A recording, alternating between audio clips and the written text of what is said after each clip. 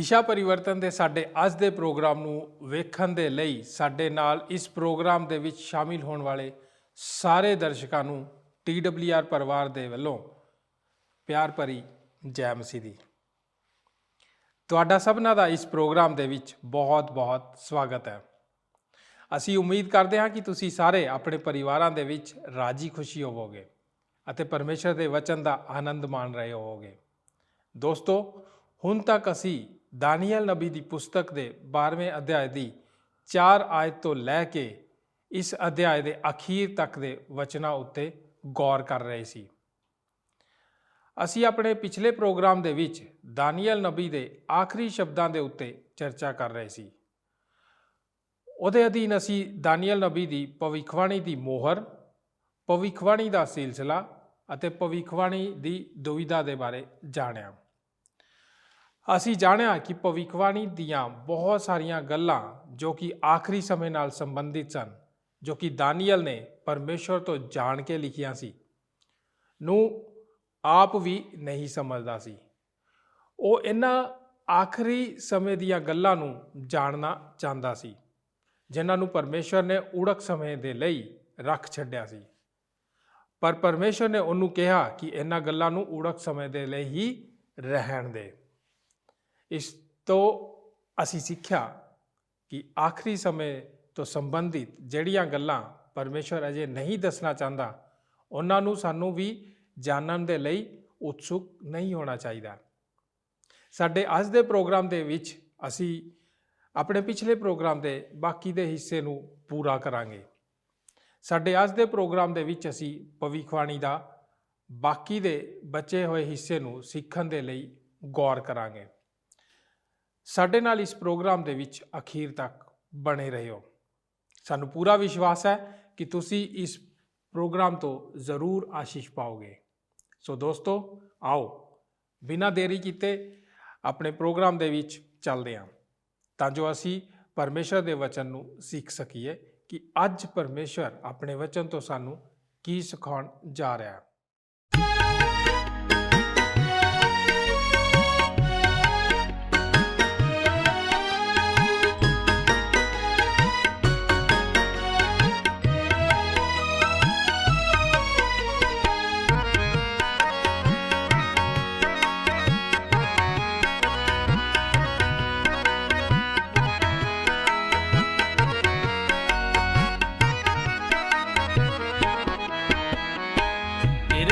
ਤੇਰੀ ਨਾਲ ਪ੍ਰਭੂ ਜੀ ਸਮਾਂ ਆ ਗਿਆ ਚੰਗਾ।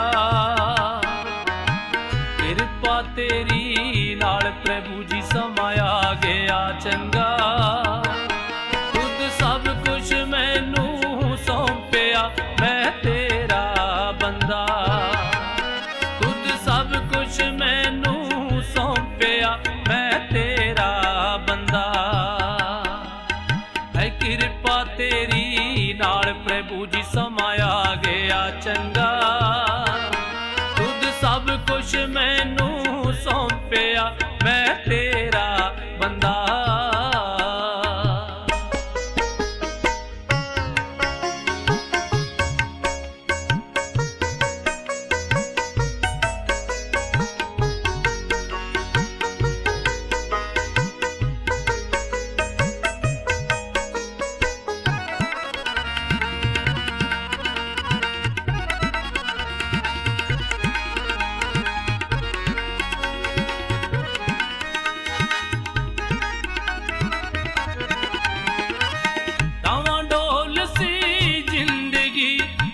ਸੁਖ ਦਾ ਆਇਆ, ਮੈਂ ਪਾਪੀ ਨੂੰ ਮਾਲਿਕਾ ਤੂੰ ਆਪਣੇ ਗਲ ਲਾਇਆ। ਦੂਜੇ ਸ਼ਬਦਾਂ ਵਿੱਚ ਤੈਨੂੰ ਹੋਰ ਜਾਣਕਾਰੀ ਨਹੀਂ ਮਿਲੇਗੀ। ਨੰਬਰ 4, ਭਵਿੱਖਬਾਣੀ ਦਾ ਬਾਕੀ ਬਚਿਆ ਹਿੱਸਾ। ਆਓ ਚੌਥੀ ਗੱਲ ਭਵਿੱਖਬਾਣੀ ਦੇ ਬਾਕੀ ਬਚੇ ਹਿੱਸੇ ਤੇ ਧਿਆਨ ਦਈਏ ਅਤੇ ਹੁਣ ਅਸੀਂ ਇਸ ਸੰਦੇਸ਼ ਨੂੰ ਛੇਤੀ ਖਤਮ ਕਰਾਂਗੇ। ਐਤ 10, ਬਥੇਰੇ ਆਪਣੇ ਆਪ ਨੂੰ ਪਵਿੱਤਰ ਕਰਨਗੇ ਅਤੇ ਆਪ ਨੂੰ ਚਿੱਟੇ ਬਣਾਉਣਗੇ ਅਤੇ ਧਾਏ ਜਾਣਗੇ, ਪਰ ਦੁਸ਼ਟ ਬੁਰਾਈ ਕਰਦੇ ਰਹਿਣਗੇ ਅਤੇ ਦੁਸ਼ਟਾਂ ਵਿੱਚੋਂ ਕੋਈ ਨਾ ਸਮਝੇਗਾ, ਪਰ ਬੁੱਧਵਾਨ ਸਮਝਣਗੇ। ਅਤੇ ਜਿਸ ਵੇਲੇ ਥੀ ਸਦਾ ਦੀ ਹੋਮ ਦੀ ਬਲੀ ਹਟਾਈ ਜਾਵੇਗੀ ਅਤੇ ਉਹ ਉਜਾੜਨ ਵਾਲੀ ਘਿਉਣੀ ਵਸਤ ਖੜੀ ਕੀਤੀ ਜਾਵੇਗੀ, 1290 ਦਿਨ ਹੋਣਗੇ। ਧਿਆਨ ਦਿਓ, ਪਰਮੇਸ਼ਰ ਦਾਨੀਏਲ ਨੂੰ ਕਹਿੰਦਾ ਹੈ ਕਿ ਵੱਡੇ ਕਸ਼ਟ ਦਾ ਸਮੇਂ ਇੱਕ ਉਹ ਸਮਾਂ ਹੈ ਜਿਸ ਵਿੱਚ ਕੁਝ ਨਿਸ਼ਚਿੰਤ ਗੱਲਾਂ ਹੋਣਗੀਆਂ। ਐਤ 10, ਬਥੇਰੇ ਆਪਣੇ ਆਪ ਨੂੰ ਪਵਿੱਤਰ ਕਰਨਗੇ ਅਤੇ ਆਪ ਨੂੰ ਚਿੱਟੇ ਬਣਾਉਣਗੇ। ਇਹ ਬਕੀਆ ਹੈ, ਇਹ 1/3 ਹੈ, ਯਾਦ ਹੈ। ਪਰ ਦੁਸ਼ਟ ਬੁਰਾਈ ਕਰਦੇ ਰਹਿਣਗੇ। ਕਈ ਲੋਕ ਮੈਨੂੰ ਆਖਦੇ ਹਨ, ਪਾਸਟਰ ਜਰਮੀਆ, ਮੈਂ ਸਮਝ ਨਹੀਂ ਸਕਦਾ ਕਿ ਵੱਡੇ ਕਸ਼ਟ ਦੇ ਸਮੇਂ ਵਿੱਚ ਕਿਵੇਂ ਕੋਈ ਬਚਾਇਆ ਜਾਵੇਗਾ, ਜਦੋਂ ਹਰ ਪ੍ਰਕਾਰ ਦੀ ਬੁਰਾਈ ਹੋ ਰਹੀ ਹੋਵੇਗੀ। ਜੇ ਕੋਈ ਸੱਚਾਈ ਦੱਸੇਗਾ ਵੀ, ਕੀ ਤੂੰ ਸੋਚਦਾ ਹੈ ਕਿ ਉਹ ਸੁਸਮਾਚਾਰ ਵੱਲ ਭੱਜਣਗੇ? ਪਰ ਇਹ ਇਸ ਤਰ੍ਹਾਂ ਨਹੀਂ ਹੋਵੇਗਾ। ਬਾਈਬਲ ਕਹਿੰਦੀ ਹੈ, ਦੁਸ਼ਟ ਬੁਰਾਈ ਕਰਦੇ ਰਹਿਣਗੇ, ਉਹ ਆਪਣੇ ਅਪਰਾਧ ਵਿੱਚ ਕਠੋਰ ਹੋਣਗੇ, ਉਹ ਬਦਲਣਗੇ ਨਹੀਂ। ਵੱਡਾ ਕਸ਼ਟ ਉਹਨਾਂ ਦੇ ਦਿਲਾਂ ਨੂੰ ਹੋਰ ਕਠੋਰ ਕਰ ਦੇਵੇਗਾ। ਜਿਹੜੇ ਪਹਿਲਾਂ ਤੋਂ ਦੁਸ਼ਟ ਹਨ, ਉਹ ਪਵਿੱਤਰ ਵਚਨ ਕਹਿੰਦਾ ਹੈ, ਉਸ ਸਮੇਂ ਵਿੱਚ ਦੁਸ਼ਟ ਬੁਰਾਈ ਕਰਦੇ ਰਹਿਣਗੇ। ਫਿਰ ਅੱਗੇ ਵਚਨ ਕਹਿੰਦਾ ਹੈ, ਉਹ ਦੁਸ਼ਟਾਂ ਵਿੱਚੋਂ ਕੋਈ ਨਾ ਸਮਝੇਗਾ। ਨਵਾਂ ਨੇਮ ਕਹਿੰਦਾ ਹੈ ਕਿ ਪਰਮੇਸ਼ਰ ਉਹਨਾਂ ਨੂੰ ਭੁਲੇਖੇ ਵਿੱਚ ਪਾ ਦੇਵੇਗਾ ਤਾਂ ਕਿ ਉਹ ਸੱਚਾਈ ਤੇ ਵਿਸ਼ਵਾਸ ਨਾ ਕਰਨ, ਪਰ ਬੁੱਧਵਾਨ ਸਮਝਣਗੇ। ਮੈਂ ਮੇਰੀ ਇੱਕ ਨੋਟ ਸ਼ੀਟ ਦੇ ਪਿਛਲੇ ਇਹ ਸੱਚ ਲਿਖਿਆ ਹੈ ਕਿ ਦਾਨੀਏਲ 12 ਅਧਿਆਇ 10 ਸ਼ਾਇਦ ਸਾਡੇ ਸਮਾਜ ਤੇ ਸਭ ਤੋਂ ਬਿਹਤਰੀਨ ਟੀਕਾ ਟਿੱਪਣੀ ਹੈ ਜੋ ਮੈਂ ਲੰਮੇ ਸਮੇਂ ਵਿੱਚ ਪੜ੍ਹੀ ਹੈ। ਜਿਹੜਾ ਇਸ ਬਾਰੇ ਸੋਚੋ, 4 ਗੱਲਾਂ ਉਹ ਕਹਿੰਦਾ ਹੈ। ਬਥੇਰੇ ਆਪਣੇ ਆਪ ਨੂੰ ਪਵਿੱਤਰ ਕਰਨਗੇ ਅਤੇ ਆਪਣੇ ਆਪ ਨੂੰ ਚਿੱਟੇ ਬਣਾਉਣਗੇ। ਮਰਦ ਅਤੇ ਔਰਤਾਂ ਸਾਰੇ ਦੇਸ਼ ਵਿੱਚੋਂ, ਸਾਰੀ ਦੁਨੀਆ ਵਿੱਚੋਂ ਲੋਕ ਮਸੀਹ ਵਿੱਚ ਆ ਰਹੇ ਹਨ। ਅੱਜ ਇਹ ਹੋ ਰਿਹਾ ਹੈ। ਕੁਝ ਲੋਕ ਵਿਸ਼ਵਾਸ ਕਰਦੇ ਹਨ ਕਿ ਇਹ ਇੱਕ ਵੱਡੀ ਬੇਦਾਰੀ ਦੀ ਸ਼ੁਰੂਆਤ ਹੈ, ਨਾ ਸਿਰਫ ਸਾਡੇ ਦੇਸ਼ ਵਿੱਚ, ਪੂਰੀ ਦੁਨੀਆ ਵਿੱਚ। ਅਤੇ ਬਹੁਤ ਸਾਰੇ ਲੋਕ ਮਸੀਹ ਵਿੱਚ ਆ ਰਹੇ ਹਨ। ਸਾਡੇ ਦੋਸਤ ਗਲੀਆਂ ਵਿੱਚ ਅਕਸਰ ਮੇਰੇ ਨਾਲ ਉਸ ਬਾਰੇ ਗੱਲ ਕਰਦੇ ਹਨ ਜੋ ਪਰਮੇਸ਼ਰ ਕੋਰੀਆ ਵਿੱਚ ਕਰ ਰਿਹਾ ਹੈ। ਕਿੰਨੇ ਲੋਕ ਮਸੀਹ ਵਿੱਚ ਆ ਰਹੇ ਹਨ, ਇਹ ਸੱਚ ਹੈ। ਇਹ ਪਹਿਲੀ ਗੱਲ ਹੈ ਜੋ ਸੱਚ ਹੈ। ਦੂਜੀ ਗੱਲ ਤੇ ਧਿਆਨ ਦਿਓ, ਦੁਸ਼ਟ ਬੁਰਾਈ ਕਰ ਰਹੇ ਹਨ, ਜਦਕਿ ਬਥੇਰੇ ਆਪਣੇ ਆਪ ਨੂੰ ਪਵਿੱਤਰ ਕਰ ਰਹੇ ਹਨ ਅਤੇ ਚਿੱਟੇ ਬਣਾ ਰਹੇ ਹਨ। ਕਦੀ ਇੱਕ ਸਮਾਂ ਸੀ ਜਦੋਂ ਹੁਣ ਨਾਲੋਂ ਵੀ ਜ਼ਿਆਦਾ ਬੁਰਾਈ ਸੀ। ਤੀਜੀ ਗੱਲ, ਦੁਸ਼ਟ ਨਹੀਂ ਸਮਝਦੇ ਕਿ ਕੀ ਹੋ ਰਿਹਾ ਹੈ।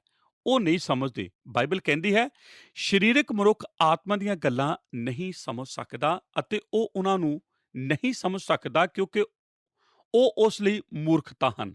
ਉਸ ਕੋਲ ਉਹ ਸੁਣਨ ਲਈ ਜੋ ਪਰਮੇਸ਼ਰ ਕਹਿ ਰਿਹਾ ਹੈ ਸਹੀ ਉਚਾਰ ਨਹੀਂ ਹੈ ਅਤੇ ਇਸ ਲਈ ਉਹ ਨਹੀਂ ਸਮਝਦਾ। ਅਤੇ ਫਿਰ ਇਹ ਕਹਿੰਦਾ ਹੈ, ਪਰ ਬੁੱਧਵਾਨ ਸਮਝਣਗੇ। ਇਸ ਦਾ ਕੀ ਮਤਲਬ ਹੈ?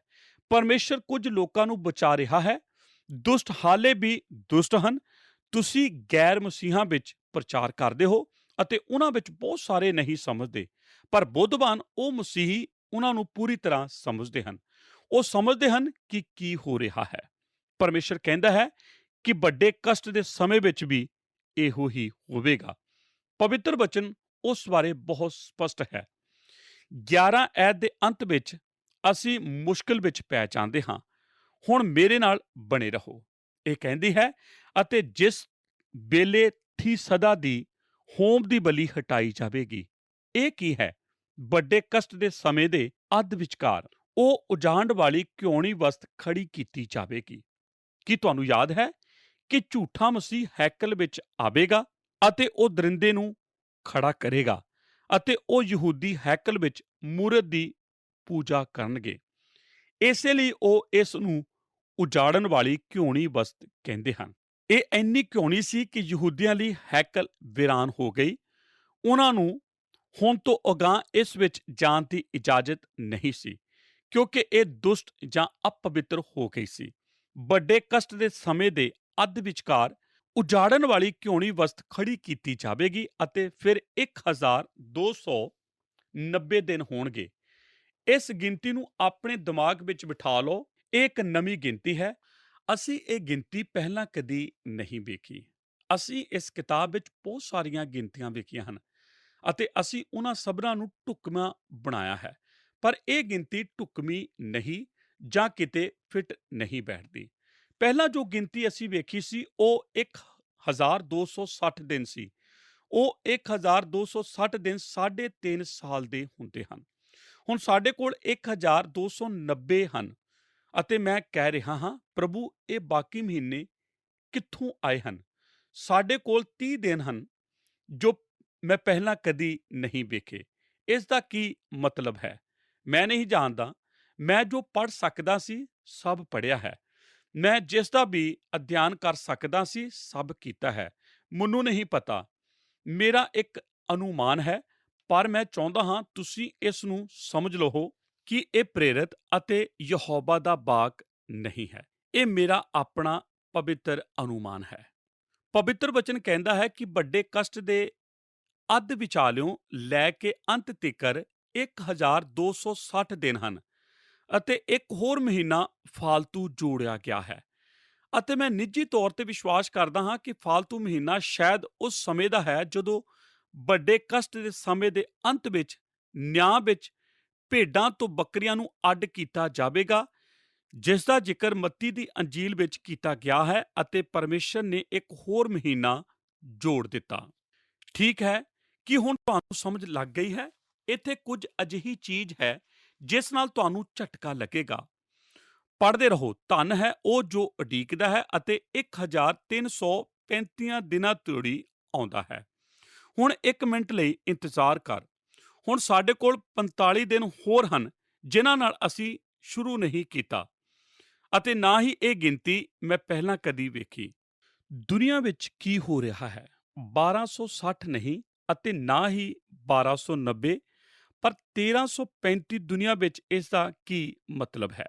ਮੈਂ ਉਹ ਐਤ ਪੜ੍ਹਨਾ ਚਾਹੁੰਦਾ ਹਾਂ ਜਿਸ ਵਿੱਚ ਇਸ ਦਾ ਜਵਾਬ ਹੈ। ਕੀ ਤੁਸੀਂ ਤਿਆਰ ਹੋ? ਐਤ 8। ਮੈਂ ਨਹੀਂ ਸਮਝਿਆ। ਇਹ ਹੈ ਜਵਾਬ। ਸਮਝ ਆ ਗਈ? ਹੁਣ ਮੈਨੂੰ ਤੁਹਾਨੂੰ ਉਹ ਦੱਸਣ ਵਿੱਚ ਕੋਈ ਪਰੇਸ਼ਾਨੀ ਹੈ। ਮੈਂ ਉਹਨਾਂ ਬਹੁਤ ਸਾਰੇ ਵਿਦਵਾਨਾਂ ਨੂੰ ਪੜ੍ਹ ਕੇ ਖੁਸ਼ਕਿਸਮਤ ਹੁੰਦਾ ਹਾਂ ਜਿਨ੍ਹਾਂ ਦੀ ਮੈਂ ਪ੍ਰਸ਼ੰਸਾ ਕਰਦਾ ਹਾਂ, ਜਿਨ੍ਹਾਂ ਕੋਲ ਇਸ ਦੀ ਕੋਈ ਭਿਣਕ ਨਹੀਂ ਸੀ। ਪਰ ਇੱਕ ਵਾਰ ਫਿਰ ਮੈਂ ਤੁਹਾਨੂੰ ਦੱਸਾਂਗਾ ਕਿ ਮੈਂ ਕੀ ਸੋਚਦਾ ਹਾਂ ਕਿ ਇਹ ਕੀ ਹੋ ਸਕਦਾ ਹੈ। ਵੱਡੇ ਕਸ਼ਟ ਦੇ ਸਮੇਂ ਤੋਂ ਬਾਅਦ ਕੀ ਹੋਵੇਗਾ? ਰਾਜ ਦੀ ਬਰਕਤ ਹੋਵੇਗੀ। ਇਸ ਲਈ ਆਪਣੇ ਦਿਮਾਗ ਦੀਆਂ ਅੱਖਾਂ ਵਿੱਚ ਇਸ ਦੀ ਕਲਪਨਾ ਕਰੋ। ਇਹ ਧੜਮ ਕਰਕੇ ਨਹੀਂ ਹੋਵੇਗਾ। ਅਸੀਂ ਆਪਣੇ ਭਵਿੱਖਬਾਣੀ ਦੇ ਚਾਰਟਾਂ ਤੇ ਇਹ ਸਿੱਧੀਆਂ ਲਾਈਨਾਂ ਖਿੱਚੀਆਂ ਹਨ ਅਤੇ ਉਹ ਬਹੁਤ ਵਧੀਆ ਦਿਖਾਈ ਦਿੰਦੀਆਂ ਹਨ, ਪਰ ਮੈਂ ਨਹੀਂ ਸੋਚਦਾ ਕਿ ਇਹ ਇਸ ਤਰ੍ਹਾਂ ਹੈ। ਵੱਡੇ ਕਸ਼ਟ ਵਿੱਚ 3.5 ਸਾਲ ਅਤੇ ਹੋਮ ਦੀ ਬਲੀ ਹਟਾਈ ਜਾਵੇਗੀ ਅਤੇ ਉਜਾੜਨ ਦੀ ਘਿਉਣੀ ਵਸਤ ਸ਼ੁਰੂ ਹੋਵੇਗੀ ਅਤੇ ਤੁਸੀਂ ਵੱਡੇ ਕਸ਼ਟ ਦੇ ਸਮੇਂ ਦੇ ਅੰਤ ਵਿੱਚ ਪੁੱਜੋਗੇ। ਹਰਮਗਦੋਨ ਦੇ ਯੁੱਧ ਵਿੱਚ ਮਸੀਹ ਦੀ ਵਾਪਸੀ, ਮਸੀਹ ਦਾ ਜੇਤੂ ਹੋਣਾ ਅਤੇ ਇਹ ਸਭ ਗੱਲਾਂ। ਫਿਰ ਤੁਹਾਡੇ ਕੋਲ 30 ਦਿਨ ਹਨ ਅਤੇ ਫਿਰ ਨਿਆਂ ਵਿੱਚ ਭੇਡਾਂ ਅਤੇ ਬੱਕਰੀਆਂ ਦਾ ਅੱਡ ਕੀਤਾ ਜਾਣਾ। ਫਿਰ ਤੁਸੀਂ ਰਾਜ ਨੂੰ ਸ਼ੁਰੂ ਕਰੋਗੇ, ਪਰ ਕੁਝ ਸੰਗਠਨ ਕਰਨ ਦੀ ਜ਼ਰੂਰਤ ਪਵੇਗੀ। ਮੇਰਾ ਇਹ ਵਿਸ਼ਵਾਸ ਹੈ ਕਿ ਜੋ ਇੱਥੇ ਹੋ ਰਿਹਾ ਹੈ ਉਹ ਰਾਜ ਦੀ ਸ਼ੁਰੂਆਤ ਹੈ। ਪਰਮੇਸ਼ਰ ਰਾਜ ਨੂੰ ਸੰਗਠਿਤ ਕਰ ਰਿਹਾ ਹੈ ਅਤੇ ਸਾਰੀਆਂ ਚੀਜ਼ਾਂ ਨੂੰ ਆਪਣੀ ਆਪਣੀ ਥਾਂ ਤੇ ਰੱਖ ਰਿਹਾ ਹੈ ਅਤੇ ਫਿਰ 335 ਦਿਨਾਂ ਦੇ ਅੰਤ ਵਿੱਚ 1000 ਸਾਲ ਦਾ ਰਾਜ ਅਤੇ ਰਾਜ ਦਾ ਯੁੱਗ ਸ਼ੁਰੂ ਹੋਵੇਗਾ। ਹੁਣ ਮੇਰੇ ਲਈ ਇਹ ਸਮਝਣਾ ਮੁਸ਼ਕਲ ਹੈ ਕਿ ਦਾਨੀਏਲ ਨੇ ਆਖਰੀ ਅਧਿਆਇ ਵਿੱਚ ਹੀ ਕਿਉਂ ਕਿਹਾ ਹੈ ਕਿ ਉਹ ਨਹੀਂ ਸਮਝਿਆ। ਇੱਥੇ ਕੁਝ ਗੱਲਾਂ ਹਨ ਜੋ ਮੈਂ ਨਹੀਂ ਸਮਝਿਆ। 1290, 1335 ਮੈਨੂੰ ਸੱਚਮੁੱਚ ਪੱਕਾ ਪਤਾ ਨਹੀਂ ਹੈ, ਪਰ ਪਰਮੇਸ਼ਰ ਦੀ ਇੱਕ ਯੋਜਨਾ ਹੈ ਅਤੇ ਉਹ ਇਸ ਨੂੰ ਪ੍ਰਗਟ ਕਰਨ ਲਈ ਤਿਆਰ ਹੈ। ਉਹ ਜ਼ਰੂਰ ਪ੍ਰਗਟ ਕਰੇਗਾ। ਇਹ ਸਾਨੂੰ ਇਸ ਕਿਤਾਬ ਦੀ ਆਖਰੀ ਐਤ ਵਿੱਚ ਲੈ ਕੇ ਆਉਂਦਾ ਹੈ ਅਤੇ ਇੱਥੇ ਹੀ ਮੈਂ ਰੁਕ ਕੇ ਤੁਹਾਡੇ ਨਾਲ ਇੱਕ ਪਲ ਲਈ ਗੱਲ ਕਰਨਾ ਚਾਹੁੰਦਾ ਹਾਂ। ਆਖਰੀ ਐਤ ਆਪਣੇ ਵਿੱਚ ਇੱਕ ਸੰਦੇਸ਼ ਹੈ, ਕਿਉਂਕਿ ਇਹ ਉਸ ਨੂੰ ਢੁਕਵੇਂ ਸੰਪਰਸ਼ ਦਿੰਦੀ ਹੈ ਜਿਸ ਦਾ ਅਸੀਂ ਅਧਿਐਨ ਕਰਦੇ ਆ ਰਹੇ ਹਾਂ। ਮੈਂ ਤੁਹਾਨੂੰ ਸੁਝਾਅ ਦੇਣਾ ਚਾਹੁੰਦਾ ਹਾਂ ਕਿ ਇਹ 3 ਗੱਲਾਂ ਹਨ ਜੋ ਪਰਮੇਸ਼ਰ ਨੇ ਦਾਨੀਏਲ ਨੂੰ ਕਹੀਆਂ ਜਦੋਂ ਉਸਨੇ ਦਾਨੀਏਲ ਨੂੰ ਇਹ ਭਵਿੱਖਬਾਣੀ ਲਿਖਵਾਉਣੀ ਖਤਮ ਕੀਤੀ, ਅਤੇ ਉਵੇਂ ਹੀ ਉਹ ਗੱਲਾਂ ਹੁਣ ਪਰਮੇਸ਼ਰ ਸਾਨੂੰ ਕਹਿਣਾ ਚਾਹੁੰਦਾ ਹੈ ਜਦ ਕਿ ਅਸੀਂ ਆਪਣੇ ਇਸ ਅਧਿਐਨ ਨੂੰ ਖਤਮ ਕਰਨ ਜਾ ਰਹੇ ਹਾਂ। ਭਾਗ ਊੜਾ, ਜ਼ਿੰਮੇਵਾਰੀ ਦਾ ਇੱਕ ਸ਼ਬਦ। ਇਹ ਹਨ 3 ਗੱਲਾਂ। ਸਭ ਤੋਂ ਪਹਿਲਾਂ ਜ਼ਿੰਮੇਵਾਰੀ ਦਾ ਇੱਕ ਸ਼ਬਦ। ਧਿਆਨ ਦਿਓ, 13 ਐਤ ਵਿੱਚ ਕੀ ਕਹਿੰਦਾ ਹੈ? ਪਰ ਤੂੰ ਆਪਣੇ ਰਾਹ ਤੁਰਿਆ ਜਾ ਜਦੋਂ ਤਿਕਰ ਉੜਕ ਦਾ ਬੇਲਾ ਨਾ ਆਵੇ। ਪਰਮੇਸ਼ਰ ਕੀ ਕਹਿ ਰਿਹਾ ਹੈ? ਦਾਨੀਏਲ 90 ਸਾਲ ਦੀ ਉਮਰ ਵਿੱਚ ਹੈ।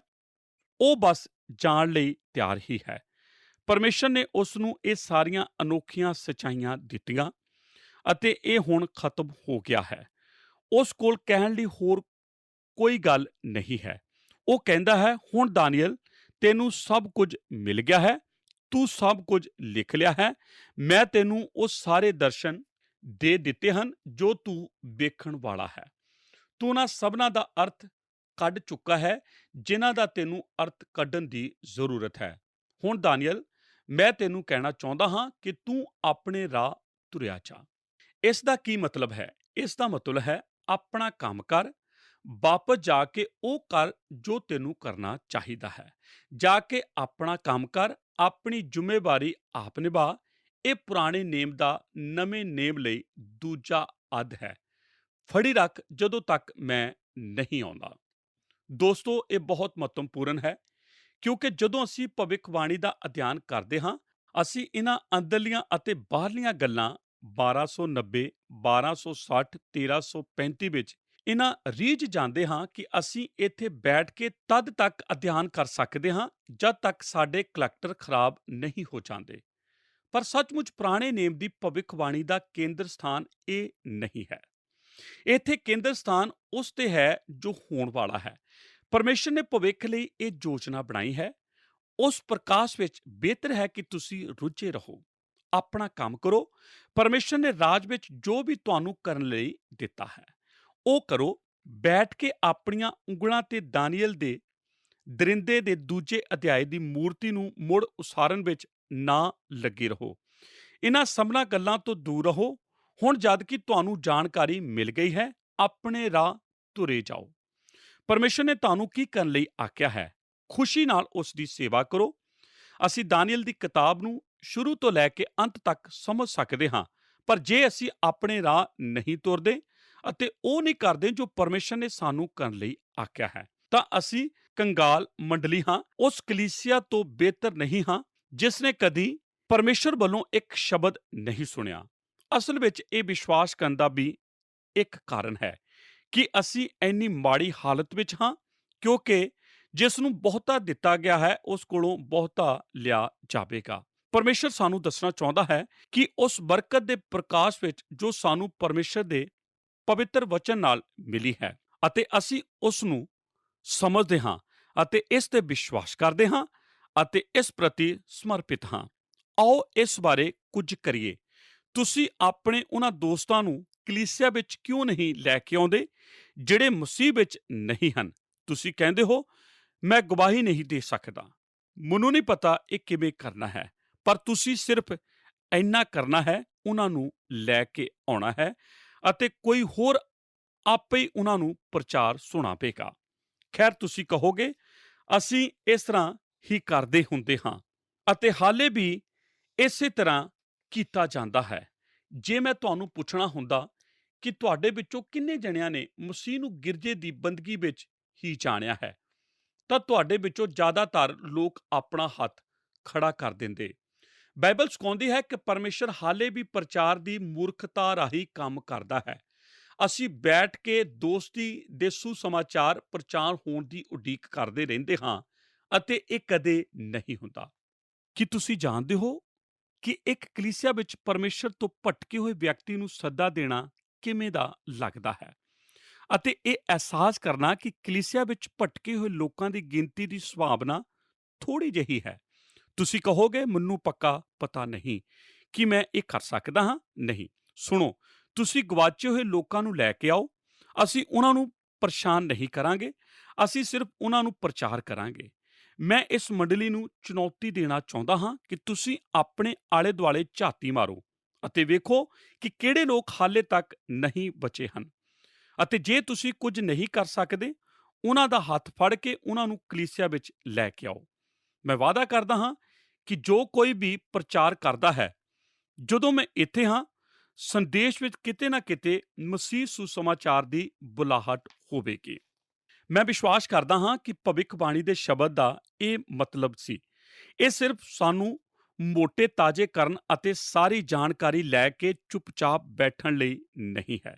ਅਸੀਂ ਬਹੁਤ ਅਫਾਰੇ ਹੋਏ ਹਾਂ, ਦੁਨੀਆ ਮਰ ਰਹੀ ਹੈ ਅਤੇ ਨਰਕ ਵਿੱਚ ਜਾ ਰਹੀ ਹੈ, ਅਤੇ ਅਸੀਂ ਬੈਠ ਕੇ ਇਸ ਮਹਾਨ ਸਿੱਖਿਆ ਲਈ ਜੋ ਸਾਨੂੰ ਮਿਲੀ ਹੈ, ਪਰਮੇਸ਼ਰ ਦਾ ਧੰਨਵਾਦ ਕਰ ਰਹੇ ਹਾਂ। ਮੇਰੇ ਕੋਲ ਨੋਟਸ ਹਨ, ਮੇਰੇ ਨਾਲ ਬਣੇ ਰਹੋ। ਦੋਸਤੋ, ਇਹ ਸਮਾਂ ਹੈ ਕਿ ਅਸੀਂ ਆਪਣੀਆਂ ਜ਼ਰੂਰਤਾਂ ਨੂੰ ਪੂਰਾ ਕਰਨ ਤੋਂ ਰੁਕੀਏ ਅਤੇ ਉਹਨਾਂ ਲੋਕਾਂ ਦੀਆਂ ਜ਼ਰੂਰਤਾਂ ਬਾਰੇ ਚਿੰਤਾ ਕਰਨੀ ਸ਼ੁਰੂ ਕਰੀਏ ਜਿਨ੍ਹਾਂ ਤੱਕ ਸੁਸਮਾਚਾਰ ਲੈ ਕੇ ਪਹੁੰਚਣ ਲਈ ਪਰਮੇਸ਼ਰ ਨੇ ਸਾਨੂੰ ਬੁਲਾਇਆ ਹੈ। ਯਿਸੂ ਮਸੀਹ ਦੇ ਸੁਸਮਾਚਾਰ ਨਾਲ ਉਹਨਾਂ ਦੀਆਂ ਜ਼ਰੂਰਤਾਂ ਨੂੰ ਪੂਰਾ ਕਰਨ ਲਈ ਜਿੰਨਾ ਵੀ ਅਸੀਂ ਤਿਆਰ ਹਾਂ, ਇਸ ਕਿਤਾਬ ਨੂੰ ਨਾਲ ਲੈ ਕੇ ਜਾਈਏ। ਦਾਨੀਏਲ ਨੂੰ ਆਪਣੇ ਰਾਹ ਤੇ ਜਾਣ ਅਤੇ ਪਰਮੇਸ਼ਰ ਲਈ ਵਿਅਸਤ ਹੋਣ ਵਾਸਤੇ ਕਿਹਾ ਗਿਆ ਹੈ। ਮੈਂ ਨਹੀਂ ਜਾਣਦਾ ਇਸ ਨੂੰ ਉਸ ਨਾਲੋਂ ਹੋਰ ਕਿੰਨੀ ਸੰਜੀਦਗੀ ਨਾਲ ਕਹਿਣਾ ਹੈ, ਜਿੰਨੀ ਸੰਜੀਦਗੀ ਨਾਲ ਮੈਂ ਕਹਿ ਰਿਹਾ ਹਾਂ। ਪਰਮੇਸ਼ਰ ਨੇ ਸਾਨੂੰ ਬਰਕਤ ਦਿੱਤੀ ਹੈ। ਆਓ ਹੁਣ ਅਸੀਂ ਆਪਣੀਆਂ ਥਾਵਾਂ ਤੋਂ ਉੱਠੀਏ ਅਤੇ ਉੱਥੇ ਜਾਈਏ ਜਿੱਥੇ ਗੁਆਚੇ ਹੋਏ ਲੋਕ ਹਨ ਅਤੇ ਉਹਨਾਂ ਨੂੰ ਜਿੱਤ ਕੇ ਮਸੀਹ ਵਿੱਚ ਲਿਆਈਏ। ਜੇ ਤੁਸੀਂ ਨਹੀਂ ਜਾਣਦੇ ਕਿ ਕਿਵੇਂ ਗਵਾਹੀ ਦੇਣੀ ਹੈ, ਉਹਨਾਂ ਨੂੰ ਕਲੀਸਿਆ ਵਿੱਚ ਲੈ ਕੇ ਆਓ। ਜੋ ਪਰਮੇਸ਼ਰ ਕਰੇਗਾ, ਤੁਸੀਂ ਉਸ ਨੂੰ ਵੇਖ ਕੇ ਹੈਰਾਨ ਰਹਿ ਜਾਓਗੇ। ਭਾਗ ਐੜਾ, ਜੀ ਉੱਠਣ ਦਾ ਇੱਕ ਸ਼ਬਦ।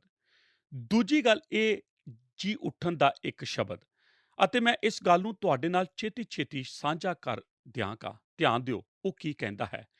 ਦਾਨੀਏਲ, ਤੂੰ ਹੁਣ ਆਪਣੇ ਰਾਹ ਤੁਰ, ਕਿਉਂ ਜੋ ਤੂੰ ਸੁੱਖ ਪਾਵੇਂਗਾ ਅਤੇ ਆਪਣੀ ਵੰਡ ਉੜ ਦੇ ਦਿਨਾਂ ਵਿੱਚ ਉੱਠ ਖਲੋਵੇਂਗਾ। ਪੁਰਾਣੇ ਨੇਮ ਵਿੱਚ ਦਾਨੀਏਲ ਦੀ ਕਿਤਾਬ ਜੀ ਉੱਠਣ ਦੀ ਕਹਾਣੀ।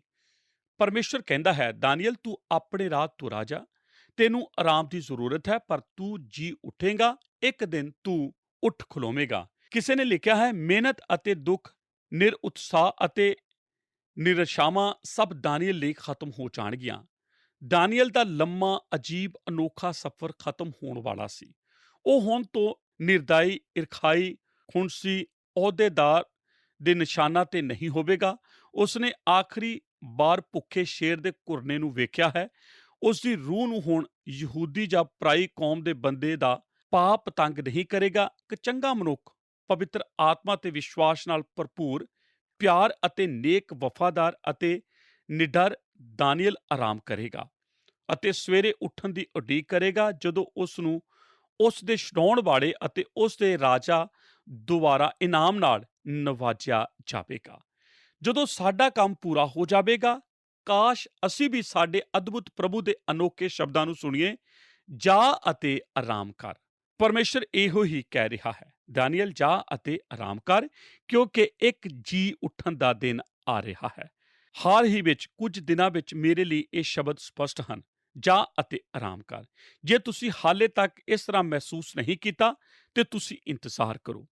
ਪਰਮੇਸ਼ਰ ਸਾਨੂੰ ਕਹਿੰਦਾ ਹੈ, ਕਿਸੇ ਨਾ ਕਿਸੇ ਦਿਨ ਸਾਡੀਆਂ ਜ਼ਿੰਦਗੀਆਂ ਵਿੱਚ ਇੱਕ ਸਮਾਂ ਹੋਵੇਗਾ ਜਦੋਂ ਉਹ ਕਹੇਗਾ, ਜਾਓ ਅਤੇ ਆਰਾਮ ਕਰੋ ਅਤੇ ਜੀ ਉੱਠਣ ਦੀ ਉਡੀਕ ਕਰੋ।